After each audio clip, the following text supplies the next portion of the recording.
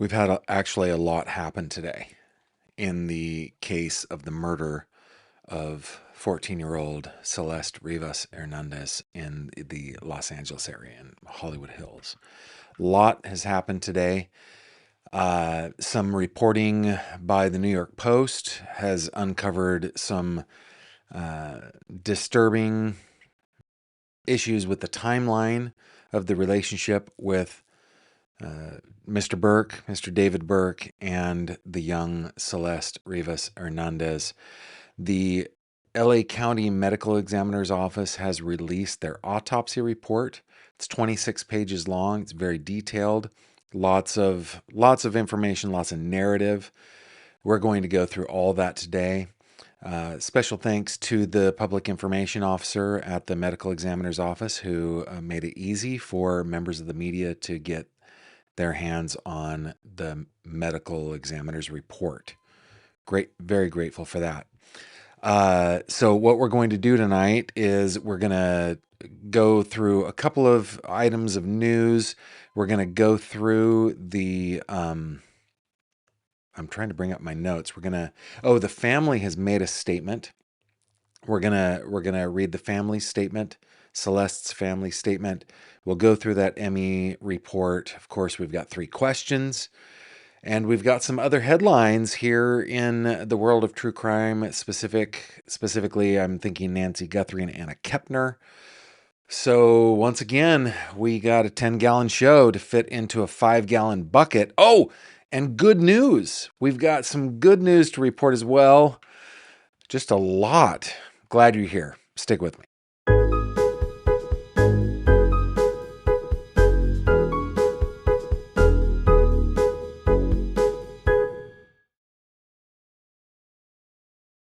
This video contains mature themes and discussions intended only for adult audiences. Viewer discretion is advised. Hello there, my friend. Welcome back to another true crime conversation with me, Gavin Fish. So glad you are here, wherever you're joining me from. I'm glad that you're doing it. I've been looking at my analytics. You know, a lot of you are watching me on your TVs. That's like I expected that it would be mobile devices, but the device that most people watch my program on is the humble and ever-present television. So thank you very much for joining me watching on whatever device you're watching me. I'm glad you are. Wherever you're from, please put it into the chat. I love knowing where you guys are tuning in from. We've got like an international show. It's quite fun. And before we get into maybe the nitty-gritty, I want to let you know one of the benefits that I give to my patrons over on Patreon is access to case files that I get. So over on Patreon, I have posted this post, which includes a link where you can download the full autopsy report against 26 pages. If you're not a patron, don't worry about it. We're going to go over it here tonight. It's just one of the things that I give my patrons for their patronage. So if you're a patron, head on over there. You'll be able to download the whole thing, take a look at it. And if you're not a patron, I would invite you to maybe consider patronage. And but you know what? However you support me, by sharing the video, by liking, subscribing, commenting, by listening on Spotify or wherever you get your podcasts, I got to tell you, and I mean this from the bottom of my heart, you guys are the helpers in my life. We talked about Mr. Rogers being taught, I think it was his grandfather, told him, look for the helpers in the background, right? You guys are the helpers. You're making my dreams come true, making it possible for me to do this for a living. And I love it. So thank you, thank you, thank you. If you're new around here, if you put GF in your comment in the live chat, that will help me to see it. It gets highlighted on my end, and I go through and read your comments. Okay. What are we talking about? We are talking about the case of 14-year-old when she died, 13-year-old when she disappeared, 15-year-old when her body was discovered, Celeste Rivas Hernandez from what is referred to as the Inland Empire in Southern California, Riverside County. I think she was from Lake Elsinore. She was described as a girl who had run away. It seems that it was habitual for her. Just, having been a teenager myself, have an understanding and a parent of many teenagers, she seemed to have gotten it in her mind a little bit early on, the truth of the world, and that is that parents have very little control. And the healthy time to discover that is when you are a parent. Poor Celeste, and I'm not blaming her, man. She's a kid, right? She's a kiddo. She's doing the best that she can with the information she has, and the maturity level that she had. But she was doing dangerous things, and she became connected to this guy right here, Mr. David Anthony Burke. This is the most recent photo we have of Mr. Burke, his mugshot from Los Angeles County. Mr. Burke is a singer and a bit of a talent when it comes to the musical arts. He also has a bit of a talent, according to police and prosecutors, in the murdery arts. That wasn't very delicate, but you know what I mean. He is charged with the murder and the continuous and prolonged SA, because this is YouTube, I have to say that, of young Celeste. And there are questions about the timeline. It may be that she was even younger when they began their relationship. Now, when she died, I think he was 20 years old. So if we're doing the math, he was 18-ish, 17-ish when they met. And that's gross, okay? That's just gross. Do you remember when you were a 17-year-old kid? Were you looking at 12-year-olds? No. You're looking at 17-year-olds, like a normal kid. It's gross. He has some sort of, I don't know, immaturity complex. I don't know what psychologists would call it. I have no idea. And nor do I have the bona fides to offer any type of diagnosis other than to say, gross. But why don't we start tonight with a report on the family's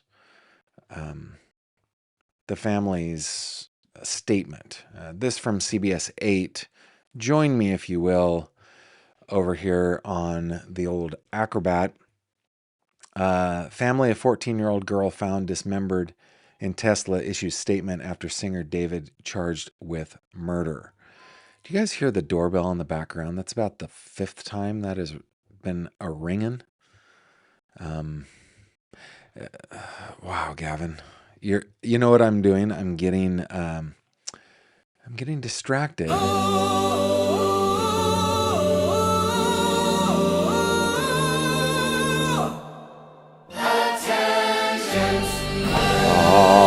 Yes, indeed. This is a bit of a tangent, but this time of year is a time of year that I particularly like. The springtime coming into the summer.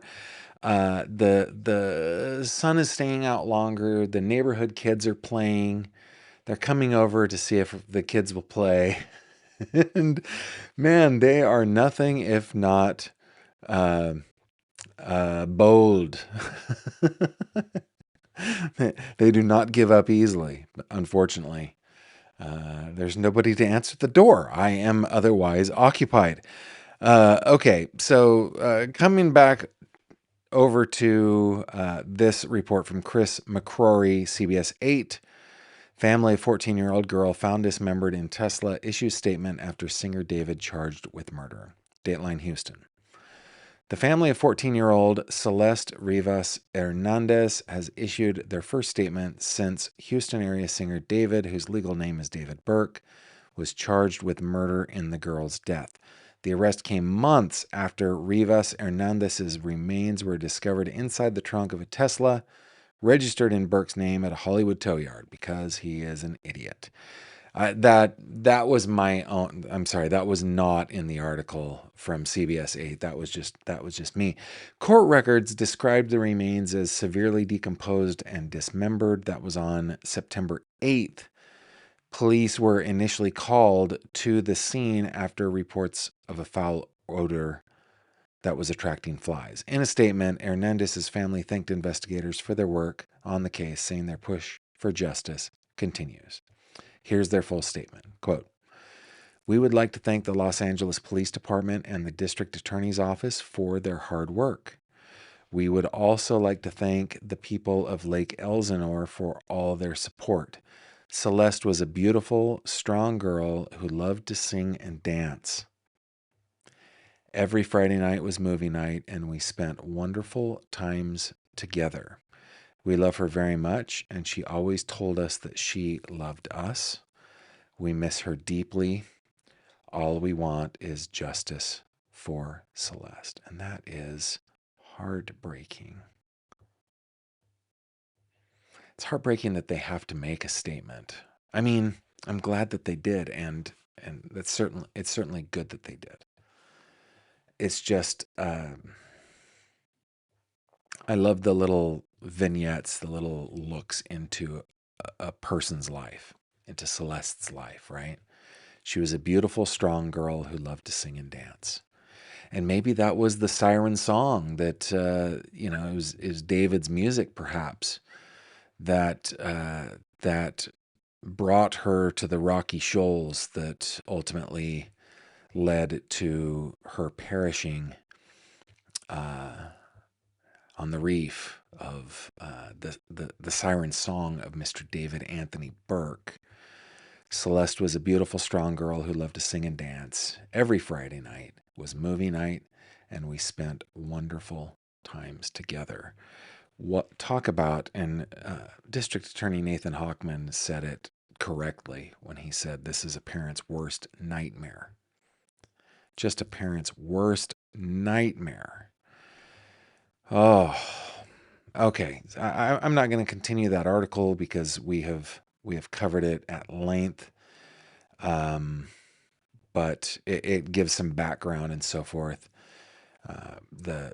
The full statement issued to CBS News by the family is enough. Let's go ahead and get into this document right here, which is what you guys are waiting for. Again, it's available for you to download if you're a patron of mine on Patreon. There's always a link in the description of the YouTube video, the Spotify video, and the show notes for the podcast. However you consume this content, it is available to you. I will say, if you're watching this, it looks like the fonts are all kind of weird. It's because I did an OCR pass so that I could highlight things, optical character recognition. But we're just going to kind of limp through that. I could open, let's see. Let me see if I can open the one that's not easily. It doesn't really matter, okay? So this is the death investigation summary. This is 26 pages. I am going to yada yada a bit of this because it's the narrative that I think is the most important. You know, though, before we really dig into this, I'm going to keep this screen up, but I forgot to check in with you guys to see where you are tuning in from. Let's see. We got Marietta, Georgia is here. Let me see if I can get this to show up on the screen. Thank you. Emmy from gloomy and rainy San Jose, California. Thank you for being here. Let's see. I keep on. I need to scrolly. Felonious Flacco. It's always 80 degrees here in California. Gets hotter than that in my Californian hometown, I will tell you that. Robin says it's 80 degrees in the Twin Cities, Minnesota. Scotch's mom says they need the rain in Georgia and Florida. Jacksonville, Florida, checking in. What else we got? We got Sharky Sharona checking in from Tahoe. We got Yorkshire in the house. You're winning so far for distance. Austin is here. Thank you for being here. Several from Austin, Texas. Looks like we got a few from Austin. Thank you very much for being here. We got Halifax, Nova Scotia in the house. Raspberry Pi from Buenos Aires, la Argentina. I am happy to give you this coverage, and I'm happy to see a friend from La Patria que Amo. Glad you are here. Thank you for being here. Melbourne. I'm not sure. Melbourne, Florida, or Melbourne, Australia. I'm not sure. Erie, PA is here. Cork City, Ireland is here. We got a lot of internationals here tonight. Daytona Beach, Colorado. The Sportsman's Paradise.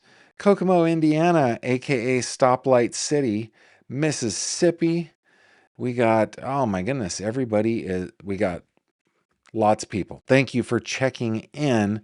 Elizabeth McMaster says she watches on her TV. Robin says, and through all of this case, I keep asking, for what? What was this all really about? Was it a lark or dark curiosity? All this pain for what? Yeah, and that is one of the things that we may continue to drive us as we dig into this case, right? It does seem completely senseless. Now, the district attorney's office says they know why. They know for what, right? That, or they allege that as a witness to the continuous crime of SA and to protect his financial interest, he killed her to keep her silent. Whew. Bermuda is here. Glad to see you, Nikki. Thank you for being here. Houston, Texas in the house. Saudi Daisy, Tennessee. Quebecois, our Quebecois brethren and sisters are here. Glad you are here. Jacksonville, Florida. Pamela from the city of the Battle of Cinco de Mayo. South Texas, Northern Kentucky, Ontario, Middleton, Idaho. Thank you, guys. Thank you. Okay. Don't forget to put GF in your comment for me to be able to see it on my end. All right. So, medical examiner case number 2025-14252. By the way, it's really hard on the medical examiner's page. If you search and you know the case number, it still doesn't come up. I'm so glad for the PIO. She was pronounced dead on September 8th, 2025 at 11 a.m. Of course, that's when they discovered her body. The criminal complaint, which we looked at yesterday, said April 23rd, right?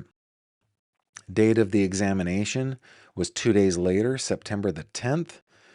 The medical examiner investigator was Karen Tapia. The deputy medical examiner was Dr. Ansel Nam, supervised by Dr. Grant Ho and assisted by forensic technician Daniel Garcia. The cause of death, multiple penetrating injuries. You know, I shared this on Patreon in my post yesterday when we were talking about lying in wait. That's one of the charges, one of the special circumstances. Lying in wait, I had hoped, I don't hope for anyone's death, especially a 14-year-old girl, but I had hoped that it would have been quick. Like he was lying in wait, came up from behind and, exsanguinated her quickly so that her brain would just stop being conscious. I don't want to say it, it's YouTube, but attacked the neck, let's say. But it doesn't appear that that is what happened, at least to my reading. We will, and I'm a lay person. I'm not a doctor, nor am I a death investigator, but it doesn't appear that way. The report was completed a little less than 2 months later and approved by Dr. Grant the same day. Okay. A couple things we learn here. Medical report summary, severe postmortem changes, 2 penetrating wounds of the torso, A, right abdomen with injury to liver, and B, left chest with penetration of underlying intercostal space and cortical disruption of adjacent ribs. Other findings: bilateral dismemberment of upper and lower extremities. I think I had questions about that in my mind if it was just her arms, but then in the Texas court records it said arms and legs, and so I was kind of equivocating and wrestling with myself on that. But now we know it's both her arms and her legs, and then multiple additional skin defects, and then see the separate toxicology report. Okay, here's the summary and opinion narrative. Per medical examiner investigators report, this 15-year-old female, Celeste Abigail Rivas Hernandez, was found dismembered in a state of decomposition inside of a car trunk on September 8th, 2025. Death was pronounced at the scene. Autopsy examination was limited by extensive postmortem changes. There are 2 penetrating wounds of the torso with smooth edges that may represent sharp force injuries. The wound on the upper abdomen penetrates the liver, and the wound on the left chest penetrates one of the left intercostal spaces with disruption of the adjacent ribs' cortical surfaces. The left lung appears intact. Hey, I know I was planning on being on Courtroom Confidential today, but with this report being released, I think, well, number one, it was way appropriate to have Joseph Scott Morgan on tonight over there on Courtroom Confidential. Plus, I think we're going to go late tonight on my own channel. So I won't be going on there tonight, but check out the coverage by Josh and Joseph over on that later tonight, if you would. I highly recommend it. What are intercostal spaces, left chest? Let me just look at that. So, oh, okay, it's the spaces between the ribs on each side of the chest. That's what I thought. Okay. Okay, the bilateral upper and lower extremities show full thickness dismemberment. Both arms, both legs removed. Multiple other skin and soft tissue defects are present without apparent associated internal injuries. The etiology of these defects is not clearly apparent due to severe postmortem changes. So the way I read that, soft tissue defects could be sharp force injuries, could be slices, but because of the severe decomposition of little Celeste's poor little body, they can't really tell. Postmortem toxicology performed on liver tissue shows the presence of a low level of ethanol, which may be due to postmortem changes or ingestion and does not appear to be contributory to the cause of death. Okay, ethanol in the body could be alcohol was ingested and digested and turned into ethanol. Why am I blanking on the right word here? Metabolized into ethanol, or it could just be the decomposition itself brings some of our tissues and some of the things in our body turn into ethanol, and they're saying here, not sure where the ethanol came from. It could have been that she drank it. Could be that it's the decomp. Either way, doesn't really look like it contributed to her death in any way.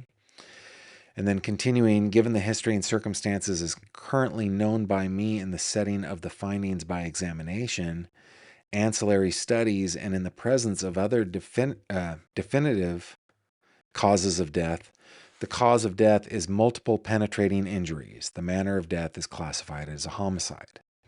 Okay. So, yeah. I mean, it's always written like a medical opinion, right? So, like, they're basically saying, well, we've got severe decomp here. There aren't any other definitive causes of death, but there are these puncture wounds, these penetrating injuries. So I'm calling the manner of death, or the cause of death, penetrating injuries. The manner of death is a homicide. Okay, so we've got, the decedent information here is female. They did a full examination, as much as they could, right? So identification, evidence of traumatic injury, internal examination, the cardiovascular, respiratory, digestive system, the urinary tract, female reproductive tract, endocrine system, everything. They did the full examination on the 10th of September. Looks like they did radiology. They did CT scans prior to doing the autopsy, and says the CT scan reviewed and is consistent with the autopsy examination. Was there organ tissue donation? No. Mortuary preparation? No. Okay. Yeah, I mean, we've got time. External examination, for her age, she's appropriately developed. She's Hispanic, female. This is interesting. So she's 5'2". The weight of her body at the examination was 71 pounds. Now, I've seen reports saying, wow, she was so light. Well, she was decomposed. So, how much fluid, I don't know how they, like, what was included in the weight. I imagine looking at photos of Celeste that she was heavier than 71 pounds at 5'2". I don't think that she had been starved or had been tortured or anything like that.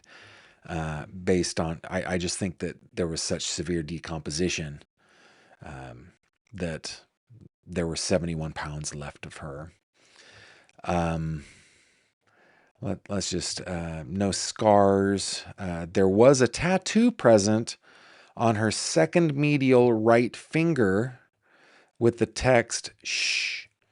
And we're going to get into the finger. That is disturbing.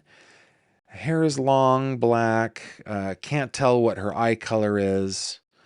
Can't tell about her sclerae, her conjunctive petechiae. There's just too much decomposition. Petechiae, non-conjunctival. You can't tell. We would have to go back to. I'm going to give you a trigger warning on this. Okay, trigger warning, everybody. You may, if this is a discussion, or for the next couple of minutes, we're going to discuss some forensic stuff. Again, I am a layperson, but if you are interested, there is a video that I did with Dr. Matthew Gruwell, who is he's an entomologist and a geneticist and a genomicist, professor of genetics genomics at Penn State Barron here in the Commonwealth of Pennsylvania. He's a friend of mine.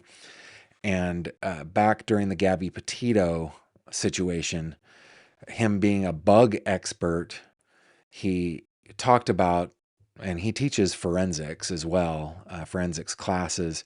He talked about what happens with bugs specifically. And the ugly part of it is that bugs find the softest, easiest way in to, in this case, a dead human remains, right? They're attracted to it, they find their way to it, then they find the way in. So how do they find their way in? Well, eyes, nose, mouth, ears, anus, vaginal cavity, urethra, that's where it goes. So it's not surprising to me that that is the part that is going to be attacked first by the little creepy crawlies that help in the decomposition of our bodies. And so it's not surprising to me that in this case, they're like, we really can't tell. It's just too far gone. Orthodontic hardware present and in place in the upper and lower teeth. She wore braces or, well, it's hardware, right? So it wouldn't be like a retainer or anything like that. All of the pictures that I have of her have her mouth closed. But yeah, so she wore braces. I mean, I'm no orthodontist. What just happened? There we go. But that's what it looks like on both the upper and lower teeth. Neck normal, chest normal, abdomen normal, back unremarkable. She's female. Evidence of medical intervention, no. Postmortem changes. Rigor mortis is absent. Liver mortis is indiscernible. Again, external decomposition changes, right? Her skin color change. It's dark brown. It's drying. There is insect activity. There's multiple insect larvae present. There's a foul odor. The head is partially skeletonized with an absent left eye. There is liquefaction of the soft tissues. This is just sad to me, man, because think of it. If she died April 23rd, I don't know. I mean, there's been so much speculation going back and forth. But I just don't think that she would have been in that Tesla from April to September and nobody noticed on the street, man, there's a smell there, right? So there's been talk of a freezer and stuff like that. And I know that the LAPD have refuted that, but when I look at the incentives that they have to refute things like that, they could tell us anything. They don't have to tell us the truth, right? But if you just think about her poor body being dead and in a bag in pieces from April to September, almost 6 months. Well, that's overstating. It's over 4 months, right? End of April to the beginning of September. It's shocking that this poor girl that much was found at all. I think it's only through the stupidity of her alleged assailant. I add a plural to that. There's no way in my mind that he did this all alone. No way. Come on. My opinion. Okay, evidence of traumatic injury. The order in which the injuries are described is for descriptive purposes only and is not intended to imply the sequence of injuries. All medical examiner diagrams are not intended to be facsimiles, nor are they drawn to scale. And there is a, we will look at, let's see, we're on page 5 right now. There is, yeah, there later on there are these notes. So, okay, so, you know, there's a 3/4 inch skin defect involving the right abdomen, 1.5 inches in depth, front to back. I don't know that we, you know, why don't we, Gavin?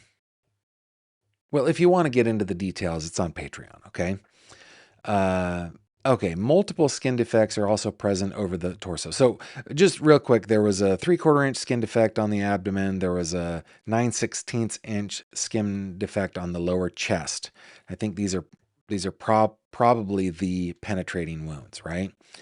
Multiple skin defects are also present over the torso, with many perforating the skin and soft tissue without identifiable soft tissue hemorrhage or associated internal organ injuries. They range from 5/16 of an inch to 1 3/4 inches in greatest dimension.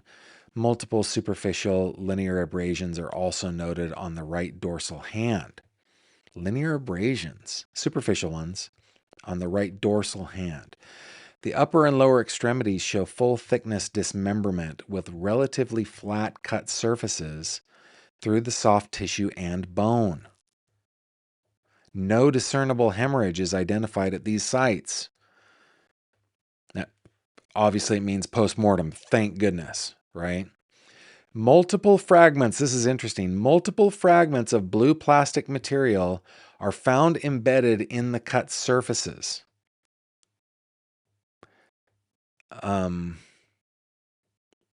Representative fragments are collected by medical examiner criminalists and submitted to the evidence department on September 8th, 2025. The right upper extremity, right arm, is dismembered 9 inches from the top of the shoulder. So down here. The left upper extremity is dismembered 6 inches down from the top of the shoulder. The left fourth and fifth fingers, right? Because I think they count like this: 1, 2, 3, 4, 5. Are amputated. The right lower extremity is dismembered in 2 places. One site is 12 inches from the top of the leg. The other is 10 inches from the bottom of the heel, so cut in 2 pieces. The left lower extremity is dismembered in 2 places. One site is 9 inches from the top of the leg, and the other is 15 inches from the bottom of the heel. Oh my goodness. Internal examination, the organs are in their normal anatomic positions. Cardiovascular system, the heart weighed 100 grams. Everything seems to be intact. I don't know that the heart, I mean, were they able to find a puncture wound on the heart? It hasn't said so far. Yeah, I'm just going to kind of go through all this stuff. They go through the heart, they go through the lungs, the larynx, the trachea, the digestive system, the whole thing. Again, if you want to get into the specifics of these, I know that I'm yada-yadaing quite a bit. But, the reproductive tract is all intact. It's appropriate for her age. The endocrine system is autolyzed.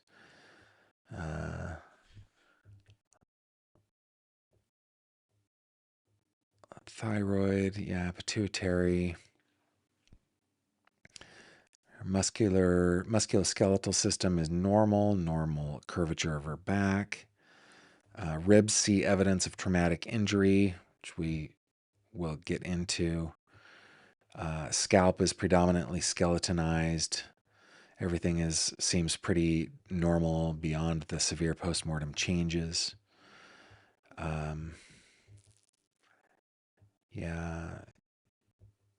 Photography was taken, of course. They were taken prior to and during the examination. Of course, they've got radiology as well. They did a neck dissection, no trauma to the neck, no strap muscle hemorrhage, no carotid sheath hemorrhage, no thyroid cartilage injury, no hyoid bone fracture, no cervical neck injury. So not throttled, no manual strangulation. They did retain a couple of stock jars of tissue. They did some histology. That's all work under the microscope. Additional samples taken, finger, nails, liver, jawbone. They did radiology, toxicology, histology, and, present were LAPD Robbery Homicide Division Detective Byers and Detective Farrell. They were present for the autopsy. Let's see what else we got here. This is the toxicology report, lab analysis summary report. Ethanol was present. Of course, we talked about that already. Her liver doesn't look like anything was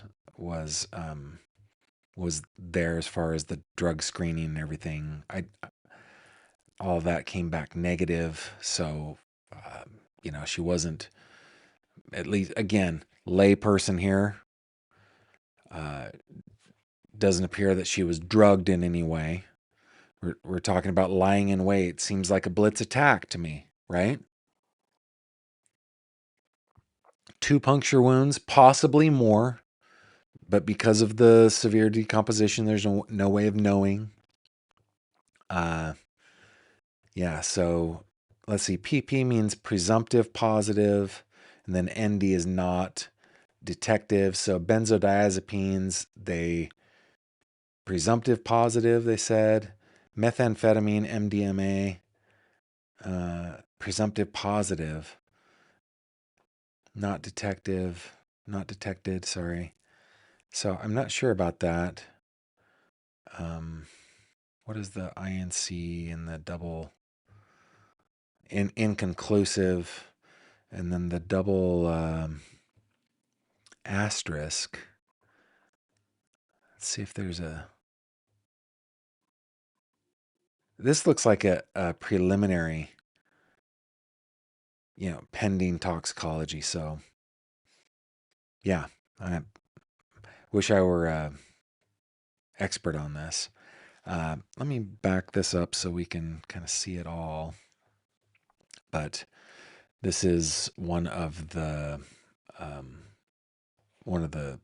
scale drawings, right? So this is the abdominal going into the liver wound, 3/4 inch defect, 3 to 9 o'clock, 2 inches, 21 inches from the top of the head, 1 inch right of midline, 1.5 inch depth, and then a 9/16 defect, 15 inches from top of head, 6 inches left of midline, 2 inch depth. I'd imagine that those were pretty severely debilitating. Here's, more, notes talked about the intact braces, the hardware, different. Oh yeah, this is where her legs were severed, right?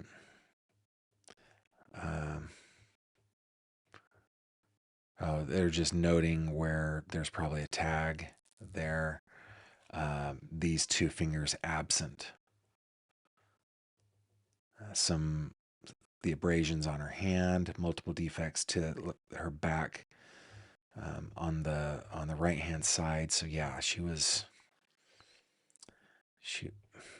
just feel so bad for this girl. And then we've got, the summary and notes on the weights and measures and everything, and then we're going to get into the narrative here. Before we do, let's check in with some of your comments if we can. Going to have my system refresh. I'm probably going to miss some of them. Carrots and Other Veg says, Gavin, I've been trying to send you tips. They keep bouncing back. There's a YouTube vid which has most of it, and there shouldn't be any bouncing. Send it through my website. Okay? Send it through my website. Any tips that you want to give me, if you go to my website, guys, and click on this little button right here, that will take you to a form where you can attach documents. You can give me information. You can do so anonymously if you want. Don't depend on email. I'm not going to be able to see it. Well, I may not be able to see it. Don't depend on email. That's why I do this form, not because I want to make you fill out a form. It's because you guys, many people were telling me that they were trying to reach out to me, and it didn't seem like I was getting it. Now, I hardly ever respond to inquiries that I get through the website. I want to be upfront about that, but this is where you do it. Don't depend on email. Okay? Thank you. Okay, going back over here. And now I've got to get my system over here too. Okay. So, synopsis: 2-hour autopsy, notification request by LAPD robbery homicide detective Byers. Information is preliminary, subject to change due to the ongoing investigation. According to the reported information, on August 26, 2025, a passerby reported an abandoned black Tesla that was parked on the street to the Los Angeles Department of Transportation. LA DOT employees cited the vehicle on the 3rd of September, impounded on the 5th, towed it to the police yard, which we know. On the 8th, a manager noticed a foul smell emanating from the vehicle, reported it to Auto Detective Clore. Detective Clore inspected the vehicle's front trunk, found a large black zippered body bag with handles. You can order these on Amazon, guys. I had no idea. He partially unzipped the bag, revealing a human torso and the back of a head. He pronounced death on scene at 1100 hours without medical intervention. There's no person of interest in custody at this time, and when this was written. And charges are pending. No weapon was recovered. This was on January 9th of 2026 that this was printed anyway. Okay. Continuing, the LAPD West Bureau homicide detective. You know what? I don't think I kept going through your comments. Hang on just one second. Let me go back to this. I just realized. I want to get your comments. Felonious Flacco. Gavin, when you get into the fingers part, I just wanted to bring up that there was a photo of Celeste's left hand with a David tattoo. I understand that. Yes. Peanuts Mom, I have the feeling she threatened to go to the police if he didn't figure out a way to take her on the international part of the world tour. Yeah, I mean, that's possible. Sure. Salt Lake City in the house. Glad you are here. Thank you for being here. Debbie, thank you very much for helping me with that. Intercostal means between the two ribs. Peanuts Mom says if he managed to sever the artery in the liver, she could have bled out pretty fast. Yeah, I only hope that it was a quick way to go. It doesn't seem like it was. Robin says, I was thinking she should have far more decomp than when they found her. Yeah, it almost feels like the freezer thing is plausible, doesn't it? It does. It does. Blue tarp, Debbie says. The blue plastic in the cut wounds. So, yeah, and Jules and me, what did he use to make clean cuts through the bone? And that we saw the sever points, right? It's through the bone, and they are clean cuts. So use, Sawzall or a hacksaw or something like that. I don't know. Looper says cutting up a body is psychopathic. It surely is. Surely is. Let me just see if there's anything else that you guys want me to see. Would she still have drugs in her system after being gone that long? Does metabolizing stop? Metabolizing does stop when you expire. Metabolism stops. But there are other processes that begin, and those processes can destroy metabolites. In fact, if she was kept in a freezer, that could be one of the reasons why they are able to get toxicology if they are. Yeah, he didn't remove the tattoo finger. Interesting. Yes, indeed. Glad you're here, Marjorie from Ontario, Canada. Thanks for being here. You guys are awesome. Yeah, Robin says you can buy urns, caskets on Amazon. It's crazy when I found that out. Crazy. Okay, investigation. Here we go into the narrative, okay? On September 8th of 2025 at, 1:47 p.m., Detective Lamberti reported a homicide death to medical examiner clerk Celine Guzman. Acting Watch Commander E. Burns assigned me this field death investigation at 2:04 p.m. I confirmed the criminalist response with criminalist Anthony Martinez at approximately 2:30 p.m. I arrived on scene at 3:19 p.m. and cleared the scene at 6:28 p.m. Senior forensic attendant M. Aparicio transported the decedent to the Department of Medical Examiner. The location of death, 1015 North Mansfield Avenue, Los Angeles, County of Los Angeles. That is the tow yard, right?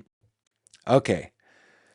I spoke with LAPD West Bureau Homicide Detective Lamberti on scene. He prefaced his statement by informing me that this case was being actively transferred to LAPD Robbery Homicide Division Detective Byers. Information is preliminary. subject to change due to an ongoing investigation. He told me that on August 26th, 2025, a passerby called the LA Department of Transportation to report an abandoned black Tesla parked on the street. LA DOT employees cited the vehicle on the 3rd, impounded on the 5th, towed it back to the tow yard. On the 8th, the manager noticed the foul smell, reported it to Detective Clore. He inspected the car, blah, blah, blah. We know all that, right? The location was the second story of a police garage impound lot situated on the northwest corner of North Mansfield Avenue, Romaine Street. There are multiple miscellaneous vehicles parked throughout the lot. The decedent was lying inside the front truck of a Tesla. The Tesla was parked on the southeast quadrant of the lot facing east. The front trunk was open and yellow police tape surrounded the nearest vehicles, including the Tesla. From a distance, a black body bag was visible and exposed inside the front trunk of the car.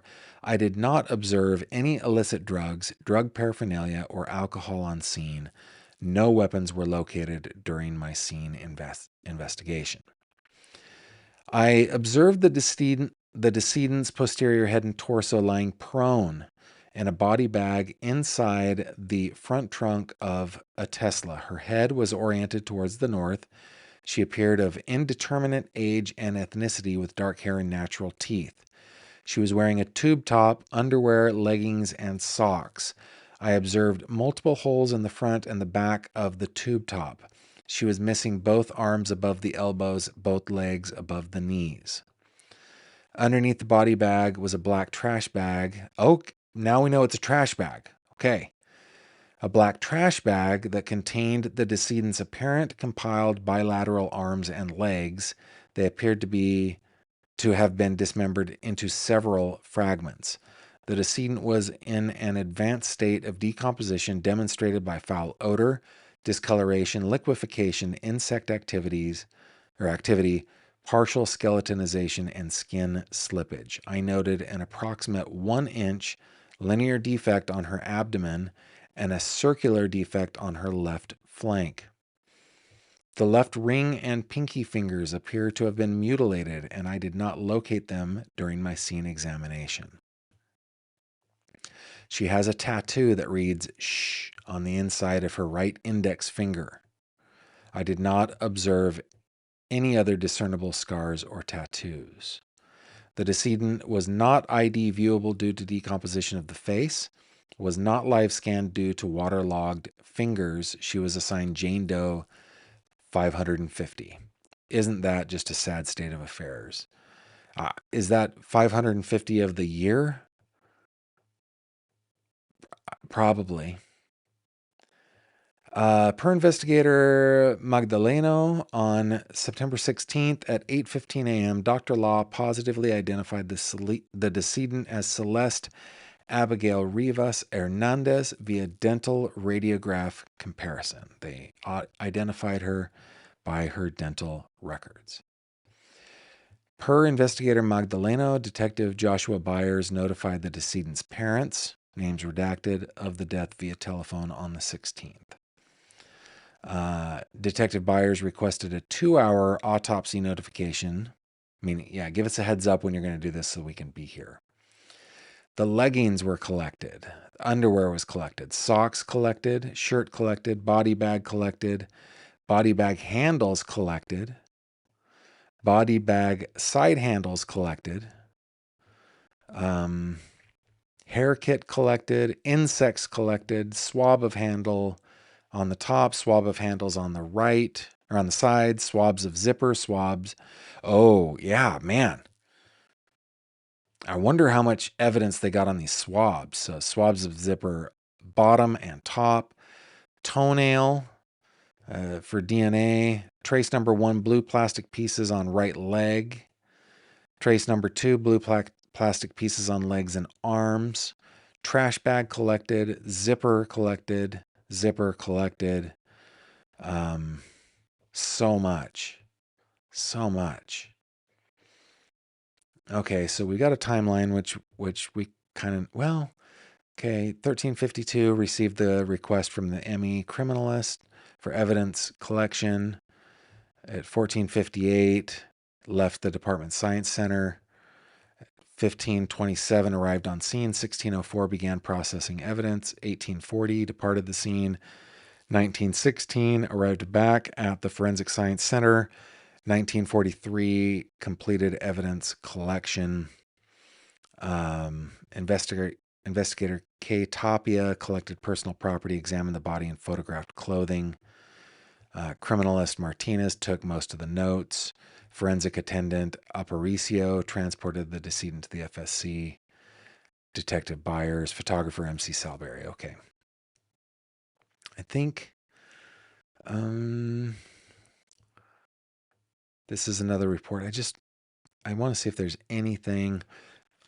There was decomposition fluid on the outside and inside of the bags. The decedent was female. Decomposition fluid, insect activity. Insect activity was observed on the body and the body bag. Body bag had a double zipper, 3 handles on each length, side, handle on the top and bottom width end. The body bag took most of the front space. See if they're... the decedent was wearing a discolored tube-top shirt, discolored underwear, black leggings, black socks.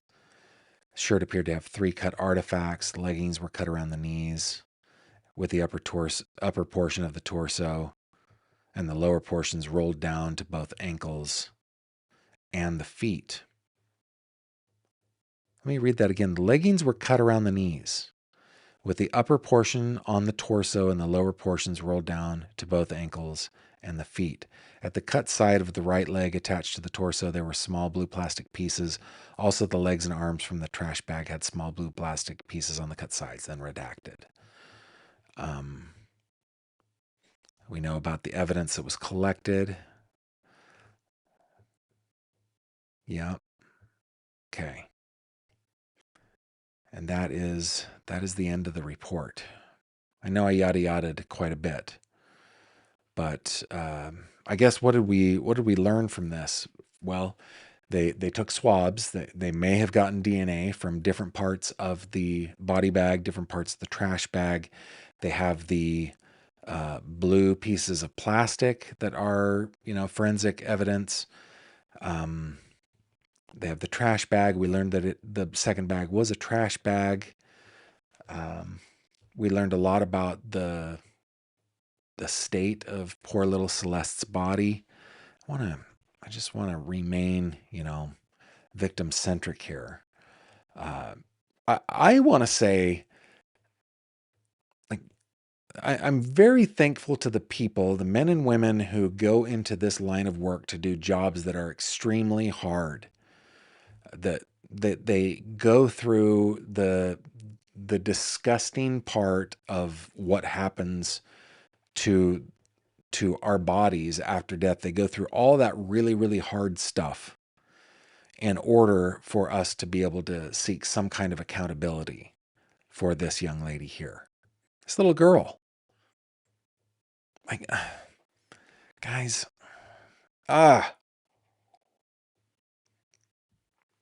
just kills me. But so grateful to the LAPD, to the forensic sciences folks, to the medical examiners, to the district attorney's office, to everybody involved who have put together a case against this guy.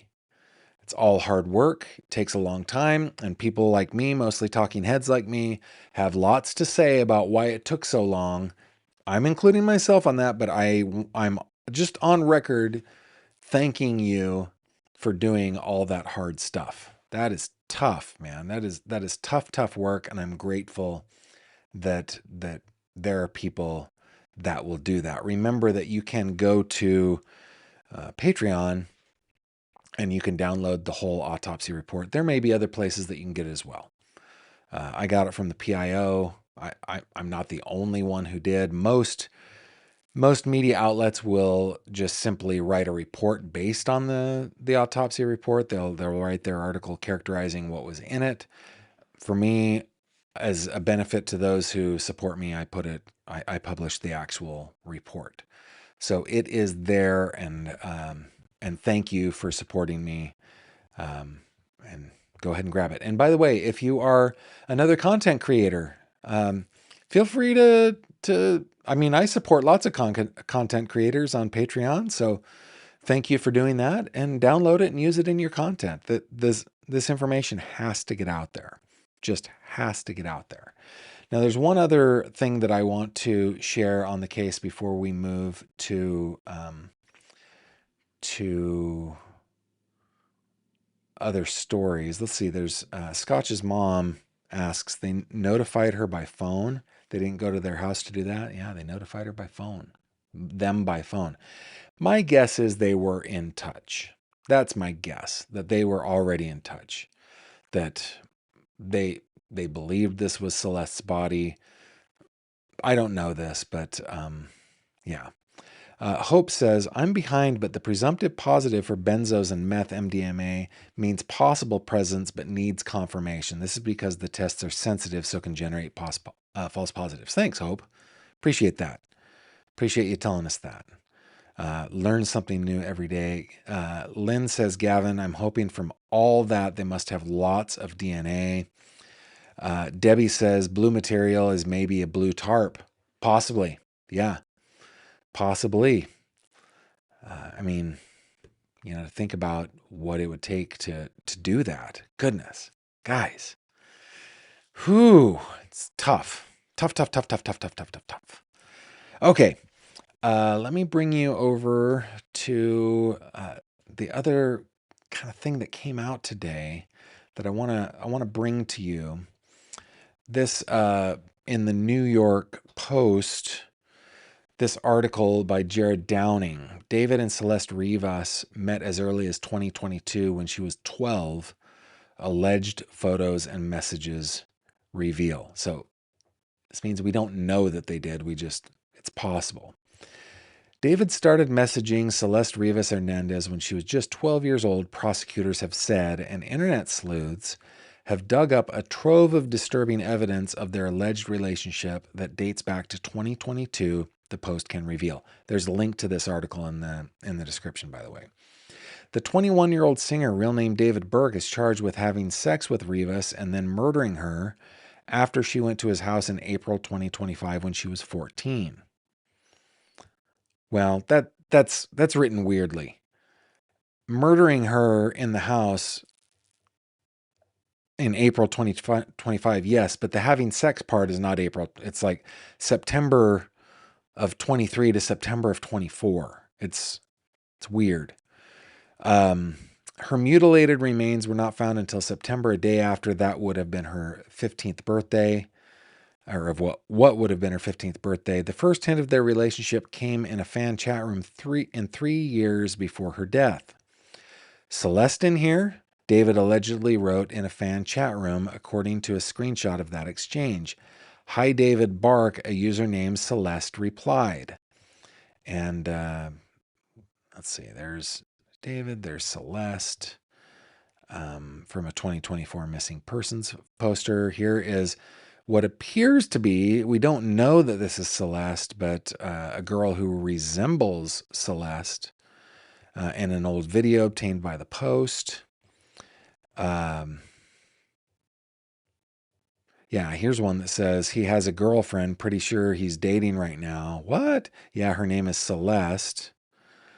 So there's a screenshot of online messages allegedly linking musician David to the death of Celeste Rivas, obtained by the Post. Okay, the following year, David reportedly created a song that leaked in which he croons about a girl named Celeste. Rumors began to swirl among fans that David was dating a 13-year-old named Celeste, according to screenshots of messages posted on fan chat rooms in 2024.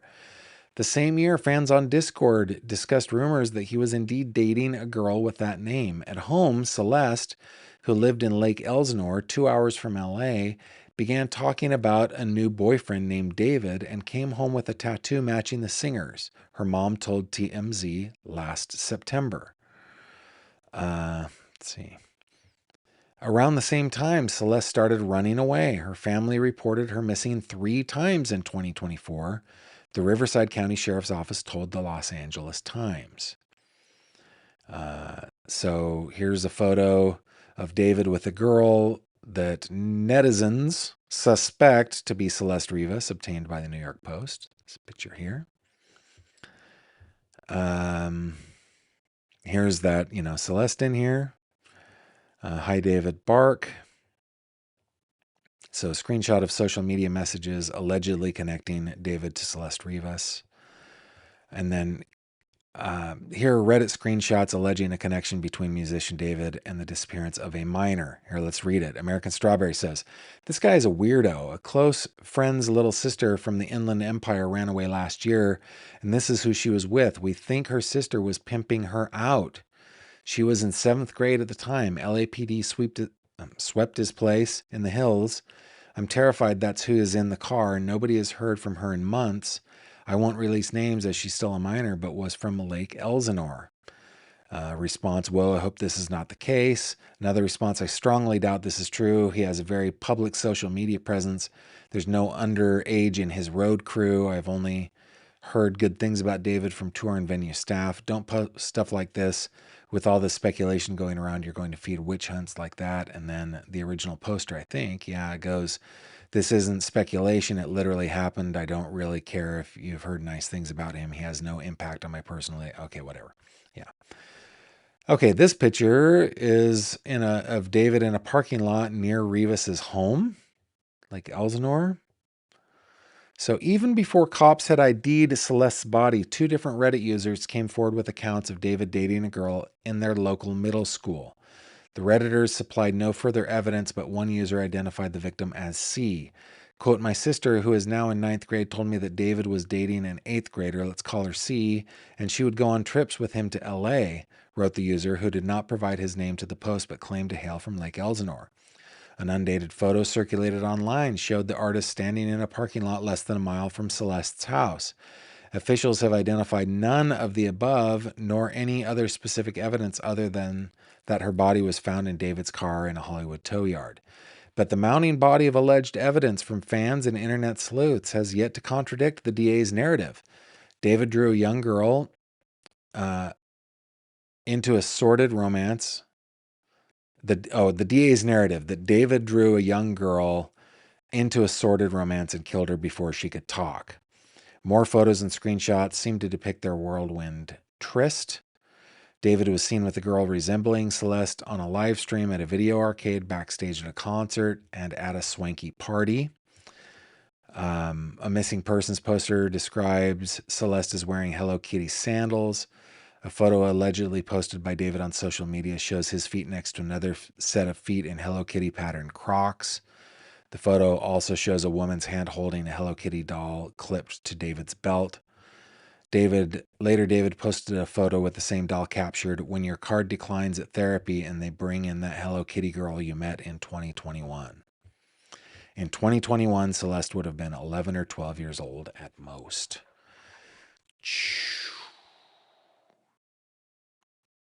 I get more and more angry on this.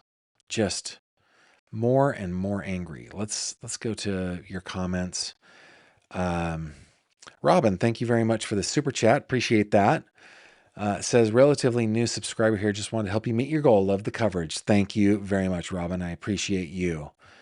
Let's see. K Bling says, the tarp is a red flag. Used tarps when he painted his gross shirts. Okay. Raquel Donnell says, Gavin, whoa, 12 is not even a teen. If that's when they began their online exchange, I really wonder if she was the only one he preyed on. Yeah. The Blue Ivy, it is on my Patreon. Yes, indeed. Judy Studios, the blue pieces could also have been exam gloves. If you go to the extent of planning to buy a body bag, you'd also most definitely want some type of glove for the hands before dismemberment. Yeah, possibly. Phoenix Rising says, the September 23rd through September 24th SA is an enhancement for the period before she was 14, under 14. Yeah, so it could have gone on longer than that, right? It could have gone on before that, but I think what that tells us is that the DA, let me bring up Celeste's picture, is that the DA has proof from September 23 to September 24, or starting in September 23 and then, going basically through her birthday, like you're saying, Phoenix. Thank you very much for that So smart. I've got the best audience on YouTube. You guys are awesome. Let's see. The original Madison Keys. Not any of these fake Madison Keys 9657. The original. Okay. Allegedly, she says, there were 2 more young victims, one by the name of Asa. Yeah. Crazy. Guys, go to my Patreon, or it'll be on the internet. I don't want to gatekeep. That's why I do these videos with the whole document, so you can see the whole document. But I like to offer it as a benefit to my patrons who support me to put it there. So if you feel like supporting me, Patreon's a great way to do it. It's one of the ways where I get most of the support that you give me, which is pretty awesome. So thank you for doing that. And yeah, if you would like to download it, and an easy way to do it is from me. There's a link to my Patreon. You can do that. Thank you for doing that. Okay, let me just check my notes. I think I got everything. We did the family statement. We did the ME report. We did the New York Post article on the underagedness of that relationship. We recapped the case. You know what I think it's time for, guys? I think it's time for segment number 2, 3 questions. Let's do it. 3 questions with Gavin Fish. Okie dokie, guys. In this segment, I answer questions that you send to me to 3questions@gavinfish.com. 3questions@gavinfish.com. I seem to be getting all of those emails. I put those questions. You can send them one at a time. You send them 1,000 at a time. I don't care. I put all those questions into a spreadsheet, and then one by one, I'm answering them. I get to choose the order, though.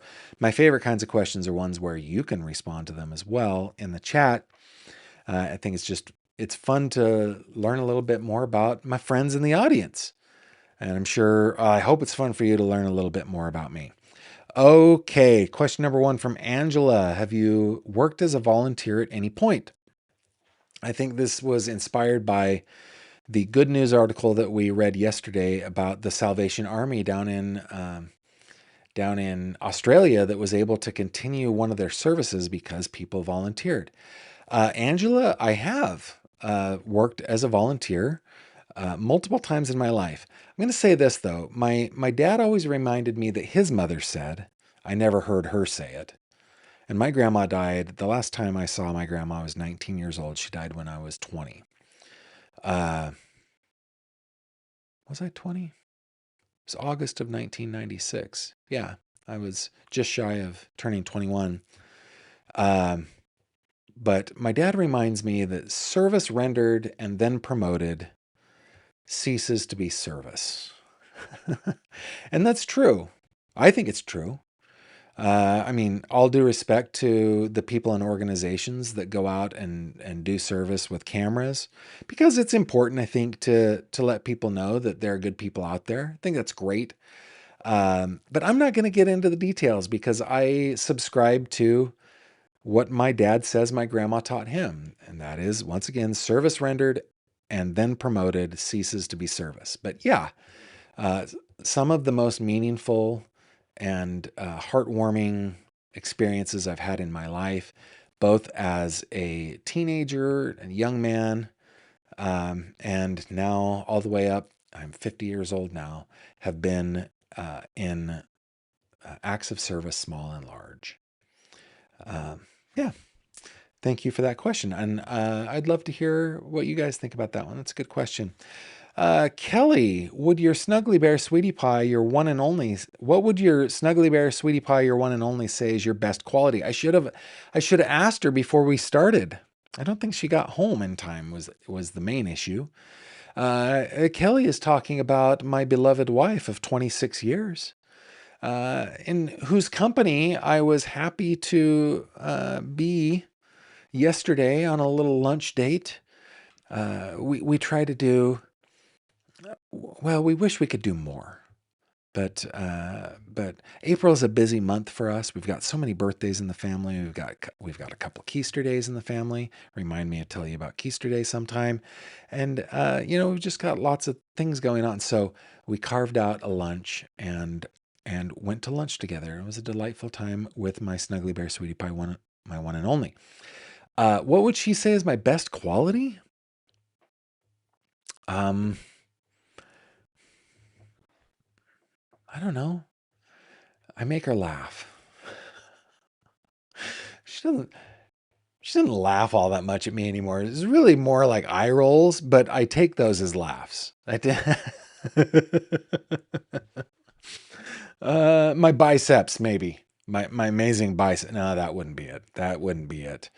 I think that when we first met, I was somebody who had good prospects, came from a good family, one where she could tell that we were a loving and intact family, and a family that that did things that she had hoped she would have in her future family. You know, because as you grow up, you see all of the good and the bad that you judge your parents doing, right? And you decide, hey, I want to be like mom and dad this way, or mom or dad this way. And I don't want to be like him, her, or them the other way, right? And that's completely healthy because my in-laws are rad. My in-laws are awesome.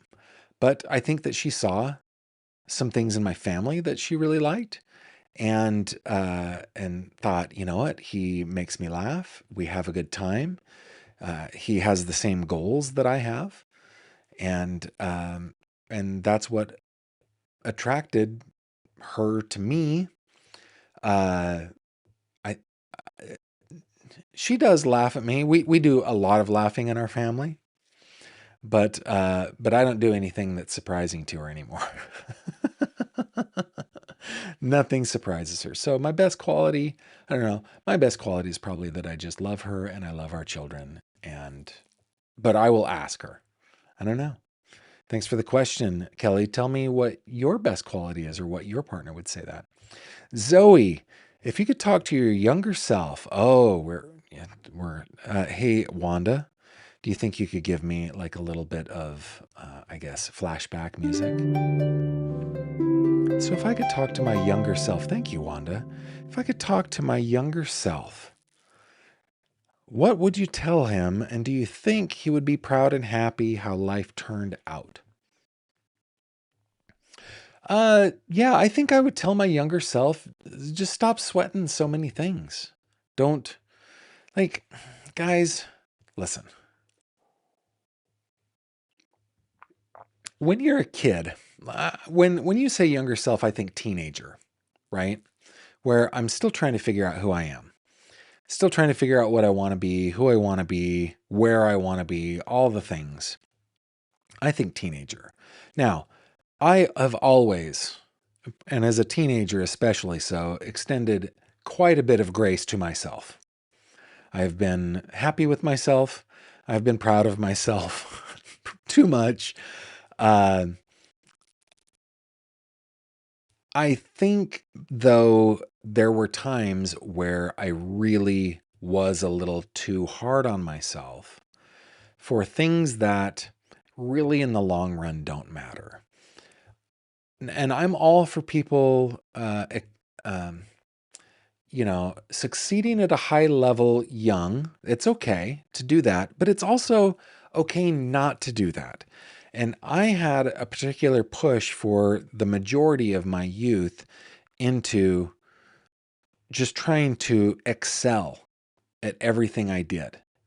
And I succeeded largely and I failed largely, right? But I had this drive basically until I was about 16 years old that I had to push, push, push, push, push. And, when I look at the group of kids that I grew up with, so many of them are just amazing and were amazing back then. We all turned out to just be people. And we chased different dreams and we accomplished different things and we chose different lifestyles. But ultimately, when we get together, or sometimes I've got a couple friends that I text all the time, right? That I've known since I was a teenager. All three of us high achievers. And what are we now? We're people, we're people. And so, yeah, I think if I could talk to my younger self, man, don't sweat it so hard. Don't don't sweat it. I would never tell my younger self, you need to study harder. I would never tell my younger self, you need to get better grades. No, I would say, don't sweat it. It's not a race. Comparison is the thief of joy. Be you, have dreams, chase them, get yourself up and dust yourself off when you fail, give yourself an attaboy when you succeed. Find somebody that you can share your life with that is awesome, somebody who is your best friend. Don't worry about the romance part of it so much. I mean, ultimately I got that, but the best part of my wife is that she is my absolute best friend. There is nobody else in the world that I want to spend any time with more than her. Ever. Ever. So, I wish that, like, I think back on people that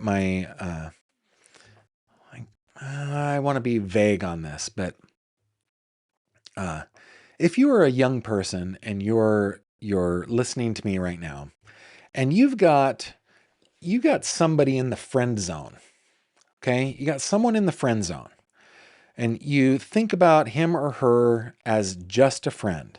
You look at him and you say, yeah, that is a handsome young man. That is a beautiful young woman. I just don't feel it. They're my friend. I'm telling you, that is the person that you want to spend your life with. Okay? The romantic stuff, the sexual attraction stuff is just not as important as, are you best friends? So I guess that's what I would tell my younger self. Now, it worked out for me. I married my best friend. She's my pal, my buddy. And we have one daughter who is married who did the same thing, married her best friend, and that makes me happy. So that's what I guess I would tell my younger self. Do I think he would be proud and happy how my life turned out?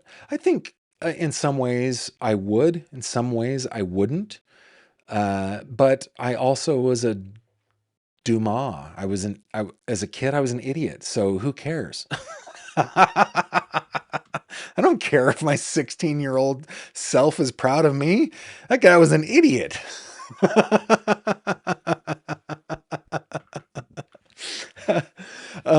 I do wish um, that I had stayed in touch with more people, especially the ones that are more that were more important to me then.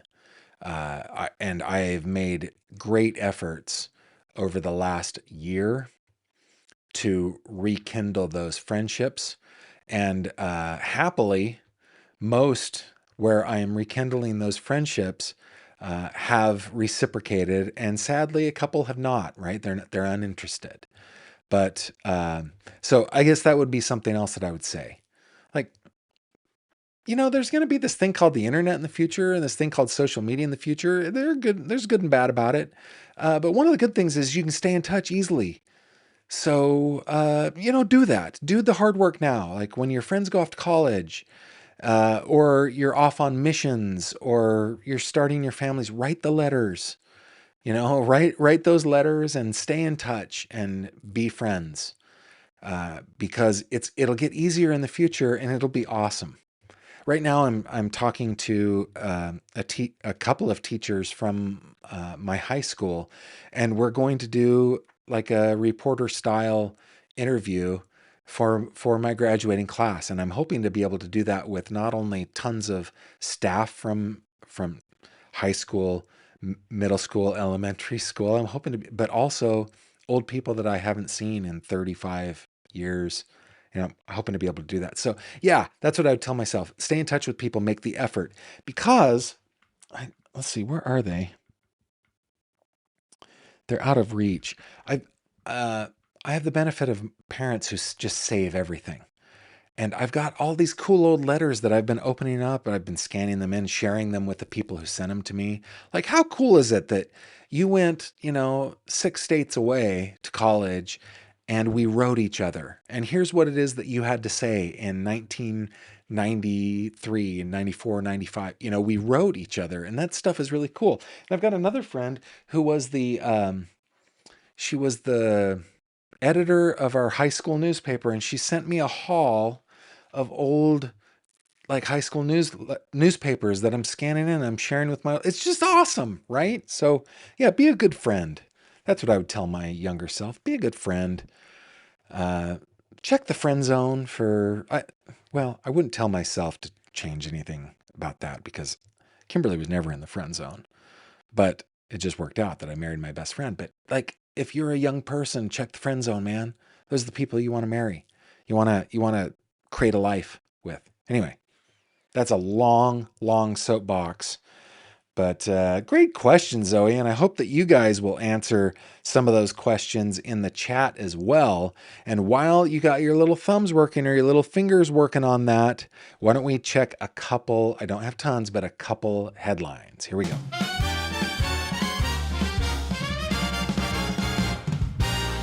True crime headlines. Okie dokie. Where am I going? Got to go to the right place. Here we are. Come with me back over to Acrobat. In the Nancy Guthrie case, this in yahoo.com, written by Sharari,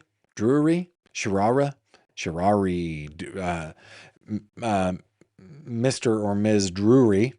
FBI says DNA evidence recovered from Nancy Guthrie's home is, quote, not new. A top FBI official is clarifying reports regarding critical new DNA information being found at Nancy Guthrie's home in Tucson, Arizona. Ben Williamson, Assistant Director for Public Affairs at the FBI, shared on social media that the evidence, which included hair, does not provide any new information in the search for Today anchor Savannah Guthrie's mother. Quote, "This is not new evidence or information. FBI asked to test this DNA 2 months ago with the same technology we've always had, when the local sheriff instead sent it to a private lab. Any further developments we will share as soon as appropriate," Williamson said. The information regarding the DNA evidence was first reported by News Nation, which noted that the latest crop of evidence was distinct from samples that were recently tested at a Florida lab, frequently used by local investigating body in the case, the Pima County Sheriff's Department. Previously, so the FBI is saying, no, it's not new. It's not new. It's just, we're going to test it. So, yeah, there's that. All right. In the Anna Kepner case, Mr. Timothy Hudson, has pleaded not guilty, according to Madeline DeStefano at WESH, Dateline Miami. Anna Kepner's stepbrother, charged with murder and aggravated SA, was scheduled to appear in federal court in Miami on Wednesday, this very day morning. Instead, he waived his appearance and pleaded not guilty. The federal public defender for the 16-year-old has also responded to the government's motion to review and revoke his order of release. The new filing notes that the teen has complied with the terms of his release for more than 2 months. Court records show he's been living with an uncle in Hernando County. The teen's lawyers are asking for a detention hearing before the same federal judge who approved his release in February. Last week, the Department of Justice announced the teen will be prosecuted as an adult for aggravated SA and the murder of Ms. Kepner on a Carnival cruise ship in November. So he waived his hearing. He pleaded not guilty, not a huge surprise. And then lastly, in our headlines, we've got a little good news. Got a little good news to talk about, guys. This written by Andy Corbley in the Good News Network, goodnewsnetwork.org. Link in the description below. Book Fairy's giving away 25,000 books to New York's children thanks to a big donation. More than 25,000 books are on the way into the hands of underserved residents across New York City and Long Island. They'll be distributed across the boroughs by Book Fairies, a nonprofit that since 2012 has donated 6 million books to Title I schools, educators, and community partners. The donations come via the world's largest online retailer of used books, Thrift Books, which teamed up with the Book Fairies, which hosts large-scale distribution events where community leaders and educators can go and get books that might otherwise be beyond budget. 25,000 books is a lot of weight, and on the ground at the Book Fairy's central receiving and sorting area, it's hard work dividing them between reading level and eventual destination. Volunteers Sort the received books before using pallet jacks to move them around in large boxes. That looks like that was probably a caption to a photo that didn't get into the PDF.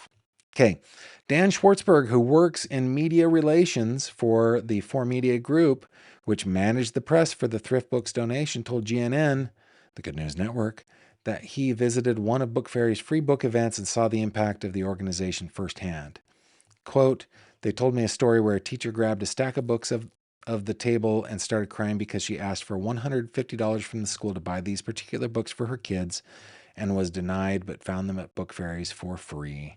So, Thrift Books and Book Fairies, thank you very much for getting those books into the hands of New York's children.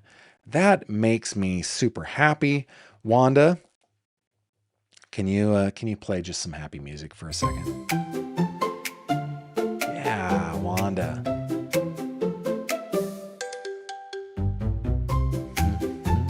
Thanks, Wanda. Okay, those are your headlines, guys.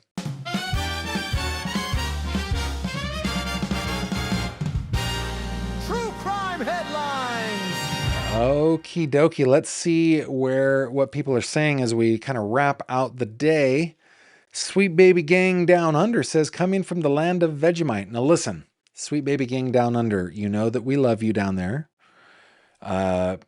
Thank you for the band Men at Work, for example. Love you guys. And thanks for the Crocodile Hunter and his whole family. You guys are amazing, right? But listen, Vegemite is a pox on the earth. It's just a bad thing. I have experienced Vegemite exactly one time on Australia Day by an Australian friend in, when is Australia Day? Would it be January or February or even March? It was in 1995. It was in that time frame. She said, "Happy Australia Day." Her parents had sent her some Vegemite, and we put it on bread and put it into our mouths. And wow. Okay. And I love you and I respect you, but wow, guys, listen, it is a pox on the world. But you know, if you enjoy it, I want you to be able to enjoy it. Ohio Palm Mom says, Gavin, I understand your grandmother's point, but telling others in your circle can encourage others to participate. Indeed, that is also true. Both of those things can be true. Yep. Elizabeth McMasters says, today is our 4-year wedding anniversary, and I am here with you people having a great time.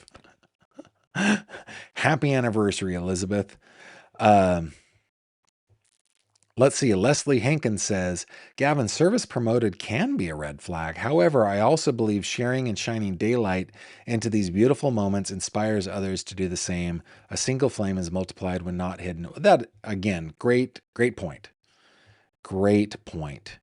I just, I'd rather be a little more quiet about it. Let me tell you about my folks, okay? My dad was given the gift of oration. The guy can speak publicly in front of 1 or 1 million. He's perfectly comfortable either way. And because of that, not only because of that, but partly because of that and other virtues that he has held, he has had the spotlight shone upon him, the limelight glowing up from below his entire life, and has done some beautiful things. Beautiful things. Okay? My mom is not comfortable in the spotlight nor the limelight. She is more of a quiet person. She likes to go about doing good.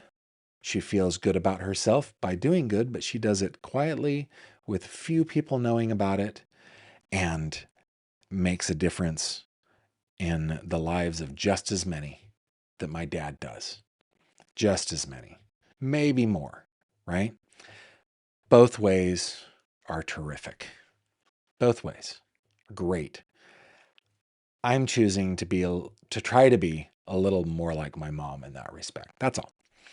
CJ Lopez says, now as a grown woman, I really do agree. I would tell my younger self this also about the best friend thing. Yeah, I'm telling you. I'm telling you. Now, I wouldn't go back and undo what happened in my life.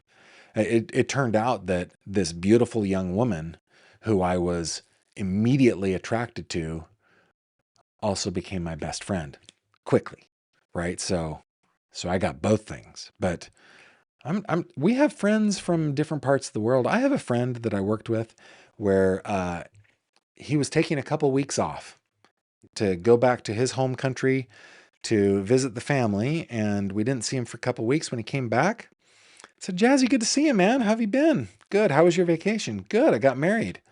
What now? No, he had full on gone back, arranged marriage.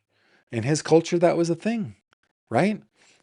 He's one of, I wouldn't say many, several of our friends that have marriages that were arranged. They didn't even, yeah, but they have successful and happy marriages. So I think in those cases, the ones that I'm thinking of, it kind of forces them to go, okay, we're a partnership now. We don't have any say in this, so maybe we should make the best of it. And they do, because that's what human beings do, absent horrible things like abuse and stuff like that, right? So yeah. Lucifer says, Gavin, what if promotion of service enables better and subsequent service? Indeed.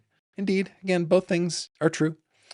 Lucifer also says, I would want my younger self to learn all the life lessons exactly how I did. How beautiful is that? Wouldn't change a thing because I wouldn't be me today. I'd just say, hang on and let's go. That's great. That is great. Robin says, I've been with my husband for almost 16 years and we've been friends for 30 years. I still really like him. Good for you. That's awesome. Let's see. I think that's it. We've got, hello, Jennifer. Glad you're watching. Better late than never. Glad you're here. All right, guys. So that's what we have for tonight. Thank you very much for joining me. Remember, you can always reach out to me through the website, gavinfish.com. There's always a link down in the description. Patreon is where you can get that document. Thank you for that.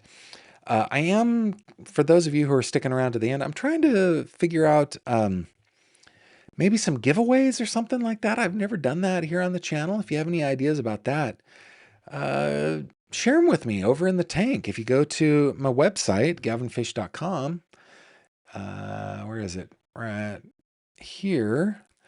And click on the little fishy icon. That will take you to the fish tank where me and about 6,000 friends talk about all sorts of things. It's not just crime. You can talk about anything. But if you have any ideas for giveaways or activities that we could do together just to have a little bit of fun, I am all about it. Okay? All about it.